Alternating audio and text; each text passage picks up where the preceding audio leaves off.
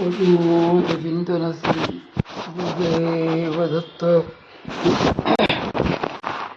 आपण माझ्या सर्वसाधक बंधू वगैरेंनो, आपण पुणे येथील श्रीपाद सेवा मंडळांची पुस्तके वाचण्यात घेतली आहेत.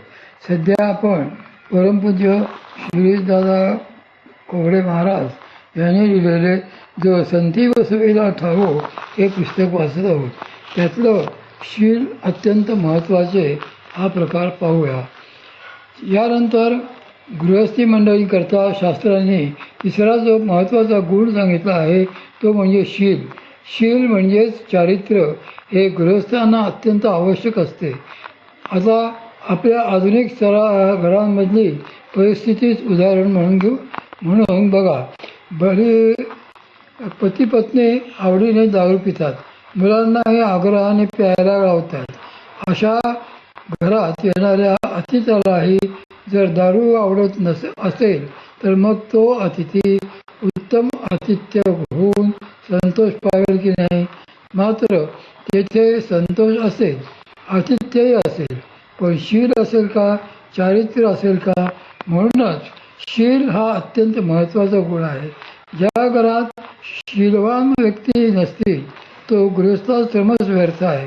म्हणून प्रथम पती चारित्र्यवान पाहिजे, नाहीतर पत्नी ही चारित्र्य संपन्न असायला पाहिजे व मुले ही चारित्र्यवान पाहिजेत. चांगल्या गृहस्थाश्रमात घरचे सगळे सदस्य शील संपन्न असले पाहिजेत. याचा अर्थ असा की त्यांना वाईट शास्त्रनिषिद्ध गोष्टींचा मनापासून वीत असला पाहिजे. त्या मार्गाला जाणे त्याने टाळले पाहिजे.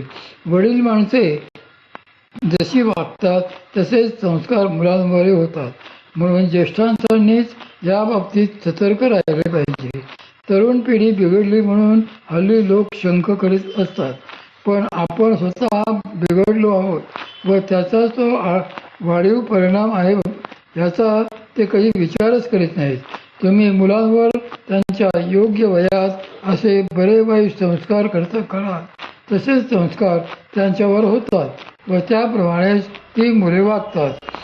परवाच माऊलीत एक वृद्ध गृहस्थ भेटायला आले होते. वार्धक्यातही त्यांच्या मुलाने त्यांना अक्षरशः लाथा मारून घरातून बाहेर काढले होते. शिवाय बाहेर काढताना त्यांना घरचा विशेष आहेर देऊन हकलले होते. त्यांचा मुलगा चिडून त्यांना म्हणाला होता, तुम्ही तुमच्या वडिलांना असेच वृद्धाश्रमात ठेवले होते, आता तुम्ही तसेच वृद्धाश्रमात राहा. त्या वृद्ध गृहस्थांना आता पश्चाताप होतो आहे की आपण आपल्या वडिलांना असे वृद्धाश्रमात ठेवायला नको होते. त्या वेदना काय असतात हे त्यांना आता कळते आहे. शील नावाचा जो तिसरा गुण आहे तो म्हणूनच फार महत्त्वाचा आहे, भक्ती आणि आदर. शास्त्रांनी पुढला चौथा गुण जो सांगितला आहे तो म्हणजे भक्ती आणि आदर. गृहस्थाश्रमात मुलांना आईवडिलांविषयी भक्ती आणि आदराची भावना असली पाहिजे. भक्ती आणि आदर हे देव आणि सद्गुरू यांच्याबद्दल तर असलेच पाहिजेत, पण ज्येष्ठता सापेक्ष घरातल्या व्यक्तींमध्येही परस्परांविषयी आदर भावना असली पाहिजे. शास्त्रांनी या संदर्भात काही उपनियमही सांगितले आहेत. उदाहरणार्थ, माहेरच्या निकटच्या लोकांबद्दल कितीही आदर असला तरी सद्गुरू आणि देव यांच्या व्यतिरिक्त कोणालाही आपले गृहछिद्र गृहिणींनी सांगू नये. घरच्या माणसांनी गृहछिद्रे नेहमी अंतःकरणातच राखून ठेवली पाहिजे. प्रत्येक घरात काहीतरी कमकुवत दुवा असतोच, काहीतरी न्यून असतेच, कशाचे तरी दुःख असते, काहीतरी सरत असते. पण त्रयस्थाला परक्या कोणालाही ते कधीही सांगू नये. आपण ते कोणाला विश्वासात घेऊन जरी सांगितले तरी 4 लोकांमध्ये ते पसरते व नेहमी झाकलेलीच व त्याने आपलीच बदनामी होते. आपल्या गृहस्थाश्रमाची झाकलेली मूठ ही नेहमी झाकलेलीच राहिली पाहिजे. मात्र सद्गुरूंना आणि देवांना आपले सारे सुखदुःख सांगावे. देव त्यावर आशीर्वाद देऊन आपले दुःख कमी करतात, तर सद्गुरूही ते दुःख कमी होण्यासाठी उपाय सांगून सद्बुद्धी देतात. शिवाय हे दोघेही त्या संबंधी इतर कुणाला कधी काही सांगत नसतात.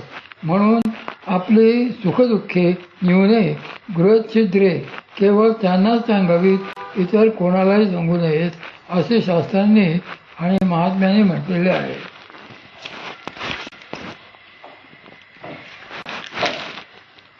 पती पत्नींना एकमेकांबद्दल, मुलांना वडीलधाऱ्यांबद्दल आदर असला पाहिजे. वडिलांनाही लहानांबद्दल निरपेक्ष प्रेम असले पाहिजे. घरामध्ये श्री भगवंतांचे, श्री सद्गुरूंचे अधिष्ठान हे असलेच पाहिजे. त्यांच्याबद्दल प्रेम, आदर, भक्ती हे असलेच पाहिजे. तो भाग सर्वाधिक महत्त्वाचा आहे. यालाच आदर आणि भक्ती असे म्हटलेले आहे.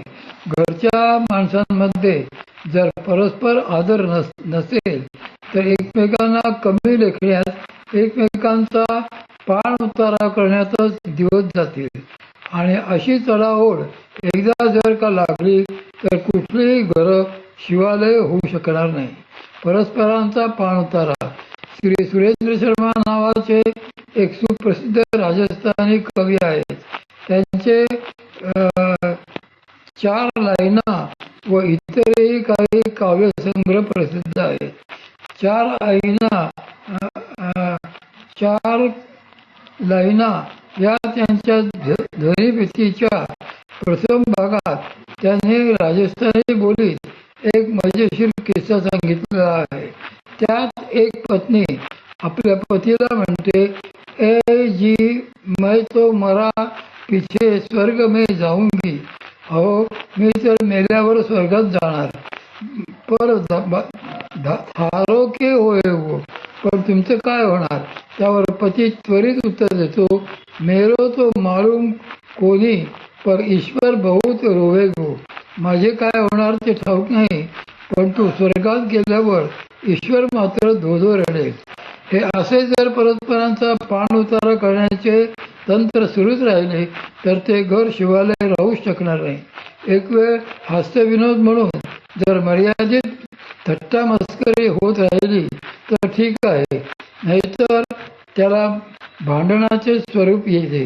ज्या घरात भोचक थट्टा मस्करी, वैयक्तिक वेगुळण्याचा नको ती टीका टिप्पणी होत असते, प्रत्येक बाबतीत वाद भांडणे होत असतात, त्या घरात लक्ष्मी नांदत नाही, शांती नांदत नाही, श्रद्धा प्रेम टिकत नाही, असे शास्त्र सांगते.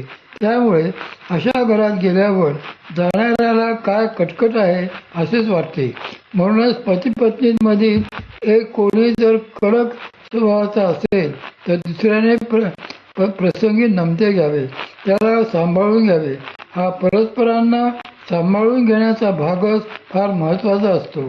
यासाठी परमपूज्य श्री मामा गमतीने म्हणत की बायको कितीही कटकट करणारी असली तरी नवऱ्याने म्हणावे, आमची बायको फार बोलकी आहे, ती कटकटी आहे, असे चुकूनही लोकांसमोर बडबडायचे नाही. तसेच नवरा जरी खूप तापट असला, संतापी असला तरी बायकोने म्हणावे, आमचे हे फार शिस्तीचे आहेत, पण ते रागीट आहेत, असे 4 चौघापर्यंत म्हणायचे नाही.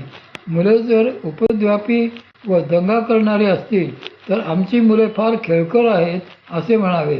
अशा धोरणाने तुमचे गृहच्छिद्र उघडे होत नाही. याप्रमाणे एकमेकांना सांभाळून घेण्याची भूमिका जिथे टिकून असते तेथे शिवालय निर्माण होत असते. धर्म हा 5वा गुण. यानंतर गृहस्थी मंडळींकरता धर्म हा 5वा गुण सांगितला आहे. धर्माचे अधिष्ठान परस्पर प्रेम आणि माणुसकी हेच असते. त्या अधिष्ठानावरच लौकिक आणि पारलौकिक या विश्वातील आणि सूक्ष्म विश्वातील अशी दोन्ही कल्याणे साधली जातात. तत्संबंधी शास्त्रीय आचारसंहितेलाच धर्म असे नाव आहे. असा धर्म जिथे पाळला जातो ते शिवालय असते. प्रसंगी धर्माला अनुसरून निर्णय घ्यावे लागतात. ते निर्णय एकमेकांशी विचारविनिमय करूनही घ्यावे लागतात. तसेच जर ते घेतले गेले नाही तर मग कठीण होते. शास्त्रनिर्देश आणि परिस्थिती यांच्या समन्वयाने निघणारा तो जीवाचा हिताचा आचार मार्ग असतो. त्यालाही धर्म असेच म्हटले आहे. असे हे 5 विशेष गुण शास्त्रांनी गृहस्थी लोकांकरता सांगितलेले आहेत. संतोष, आतिथ्य, शील, भक्ती, आदर आणि धर्म हे 5 गुण जेथे नांदत असतील ते ठिकाण शिवालय आहे असे म्हणावयास हरकत नाही. तेच घर पवित्र असते. परमपूज्य श्री मामा नेहमी सांगत की या 5 दैवी गुणांनी तुमचे घर पवित्र तर राहतेच, पण ज्या घरात नियमित साधना होते ते घर विशेष पवित्र असते. कारण ज्या घरात ते 5 गुण आढळतात त्या घरात देवता राहतात, आणि ज्या घरात हे 5 गुण दिसत नाहीत तेथे देवता सोडून भूत, पिशाचे, घुबडे वगैरे राहतात.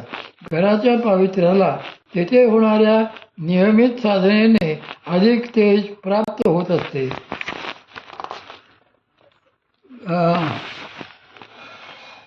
नियमित साधनेने अधिक तेज प्राप्त होत असते. परमपूज्य श्री मामांबरोबर मी एकदा पुण्यातीलच एका घरी गेलो होतो. आम्ही त्या घरात पाऊल ठेवले आणि आतून एक प्रकारचा कुबट विचित्र वास आला. जिकडे तिकडे कपड्यांचे बोळे कोंबलेले होते. सगळीकडे खरकटी भांडी पसरलेली होती. जमिनीला खरकटे सांडलेले होते. पसारा पडलेला होता. खोलीतील एका कोपऱ्यात कुत्रा झोपलेला होता. त्याने एक पोपट पाळलेला होता. तो किंचाळत होता. 2-3 कोंबड्या, 2-3 मांजरे इकडून तिकडे धावत होती. हे सगळे दृश्य बघून परमपूज्य श्री मामा मला हळूच म्हणाले, अरे हे घर आहे की प्राणी संग्रहालय? असे जे घर असते ते काही स्वच्छ, शुद्ध, पवित्र नसते. तेथे पाली असतील, झुरळे असतील, कावळे येतील, तसेच